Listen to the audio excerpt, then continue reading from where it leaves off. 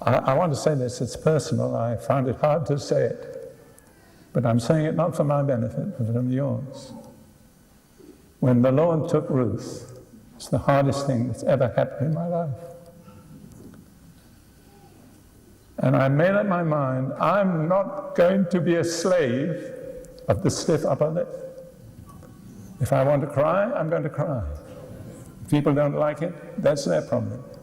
But I'm not going to suppress God-given emotions because my culture doesn't agree with it. And you know what I think of?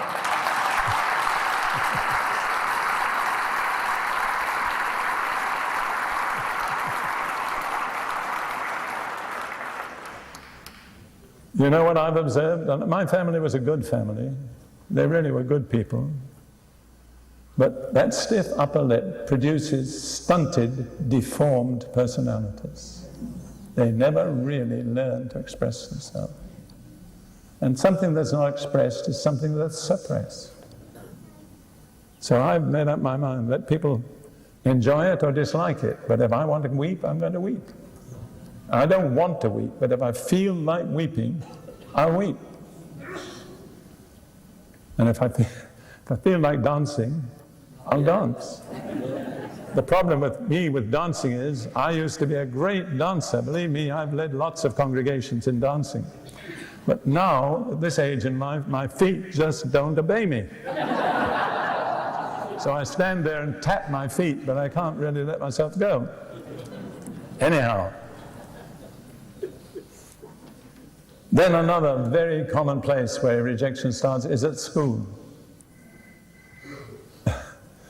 I was sent off to a boarding school in Westgate-on-Sea in Kent at the age of 9. My family has a photograph of me, ready to go to school. I was attired in a 3-piece suit, and I had a bowler hat on. That was my culture. And when I got there, there were several other little boys of the same. And I remember one boy, he was uninhibited. He just started to cry. He said, I want my mummy. I want my mummy. I want my mummy. He didn't get his mummy. It was a hard life.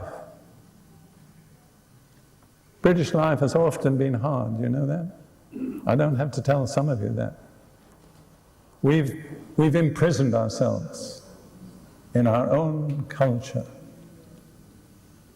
I mean, you can understand, every male relative I've ever known in my life was an officer in the British Army. I was educated at Eton and went on to Cambridge. If anybody was inculcated with the stiff upper lip, it was me. But I rebelled. I decided I'm not going to be enslaved. If I want to dance, I'll dance. And if I feel like crying, I'll cry. You know, I've got a very good example. You know who he is? Jesus. Have you ever read the account of the death of Lazarus? Jesus arrived 4 days late. And when he went to the tomb, it says, the shortest verse in the whole Bible, 2 words, Jesus wept. He wasn't weeping for Lazarus because he knew he was going to raise him up. He was sharing the grief of Mary and Martha. And you know one thing about grief? It helps to have it shared.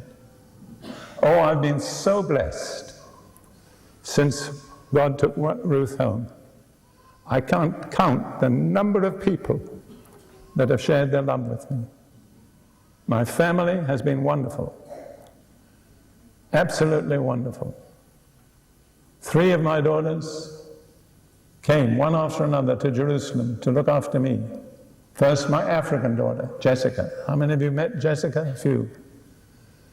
Then my Arab daughter, who's here tonight, Kirsten. And finally, one of my 7 Jewish daughters, Anna, who's here tonight, took me into her home. And she and her husband, David, gave me half the upper floor of their house to live in. I tell you, I'm proud of my family. And when I think how that family began, my first wife, Lydia, in 1928, took in one little dying Jewish baby girl. And everybody, all the missionaries criticized her. What's the good of that? Why isn't she preaching the gospel? Well, there's different ways to preach the gospel. You can do it in word and you can do it in deed. But if you don't do it in deed, it's not much good doing it in word. And out of that one little deathly sick Jewish baby whom God raised up, there has grown up a family of more than 150 persons tonight. If I'm boasting, I'm not boasting about myself, I'm boasting about God. See, so many people want a big, impressive ministry. But I think most big things start small. I'm so glad. I was ignorant. I mean, I'd just been saved. I didn't know that the gospel was to the Jew first. But my first congregation was Jewish. It wasn't large and it wasn't old, but it was Jewish. And then the Bible says, pure and undefiled religion before God is this. What is it? How many of you can tell me? To care for the orphans and widows. And to keep himself unspotted from the world. So I cared. I started by caring for the orphans and widows. I wasn't spiritual. God just thrust me into it. It's the last thing I would ever have planned. But I'm oh so glad I did it.